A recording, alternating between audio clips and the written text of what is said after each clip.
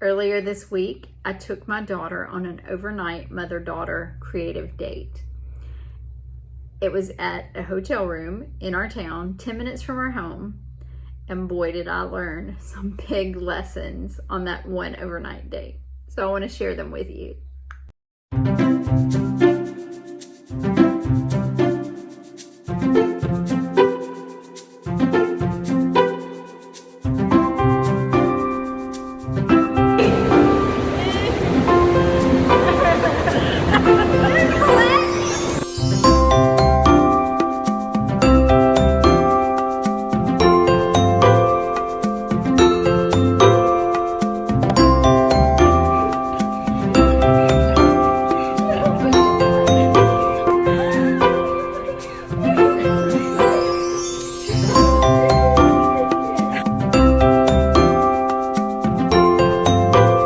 I just wanted to tell both sides of the story. You know, a lot of times on social media, we see all the highlights and the perfect videos, and you don't see the other side of it. So I wanted to unpack a few things, beginning with myself. I learned a lot about myself on that trip. First of all, I learned that I'm not as young as I used to be. Yeah, I've turned 50 this year. I cut out the part where I fell into the hot tub. Thankfully, there was water to catch me. And I just learned a lot about my mindset. As an entrepreneur and a mother and a wife, I'm very scheduled. So when I went on this mother-daughter date with Millie Grace, that was my mindset. And so I'm like, okay, I've got this plan, this plan, this plan. We're going to paint first. And then we're going to go swim. We're going to get in the hot tub. And then we're going to come get on dry clothes, put on our pajamas. Then we're going to order pizza. Like, I had it all lined out. And so we started painting. Midway through, Millie Grace goes, I'm ready to go swimming. And I was like, no, we got to finish this. And it's just started to be like structured and heavy. And then I caught myself. But it's like, I was constantly like, okay, time to move on to this. Check, check, check. And we were having fun. I was having fun, but I was still in that structured mode. I realized that I've forgotten how to have fun, how to play. And that is so important. We don't need to forget how to be a little girl. Like, there's a time and a place to be an adult. We all know that. But there's also, like, God's heart for us wants us to stay playful. And I had forgotten how to do that. So I'm going to do better on that. I'm going to play more, just be a little freer. Another thing that I realized about my mindset is that most of the activities that I choose for Millie Grace and I to do are things that I like doing. I allowed her to pick out 2 games to take on our trip for us to play. And of course, she picked the card game that I think is the most silliest card game ever. And not silly in a good way. Like, it is a waste of time, in my opinion.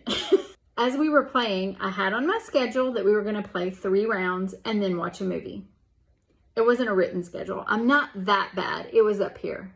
I see you. But I had in my mind that we were going to play 3 games and then we were going to watch a movie. So the whole time we were playing the silly card game, I was thinking, okay, only one more round, only one more round. I was counting them down. At the end, she begs me, Mom, please, let's just play some more. And I said, nope, we're going to watch a movie. And she got a sad face. And then I was like, what am I doing? Like, she is begging me to play with her. And it just made me think. Like, in relationships, it's not all about one person. It's not about me. It's not about the card game I want to play. It's not about what I want to do. Sometimes we make sacrifices. We should make sacrifices for the other person in the relationship. Whether you like it, what we're doing or not. Like, it's give and take. And I'm going to do better with that. As we were leaving the pool area and headed back to the hotel room, we passed by this vending machine. And it had all kinds of candy, chips, chocolate. But I had brought just about everything I could think of that Millie Grace liked. And she spots some plain M&Ms. I didn't bring plain M&Ms. I brought peanut M&Ms. So we proceeded to have a mini meltdown. Now that's something you didn't see on the reel. Her reaction triggered me. Like, I wanted to choke her. I thought, after all the planning I've done and after all the thought I put into it of bringing all your favorite candy, you're going to be upset? Really? How ungrateful. But I didn't say that. I've been known to tell her how ungrateful she is for all the things that I'm trying to do for her. And that usually brings on a bigger meltdown, and then we're fighting. We're butting heads. But this time, I thought, no, this is going to be a good trip. I'm not going to argue with her.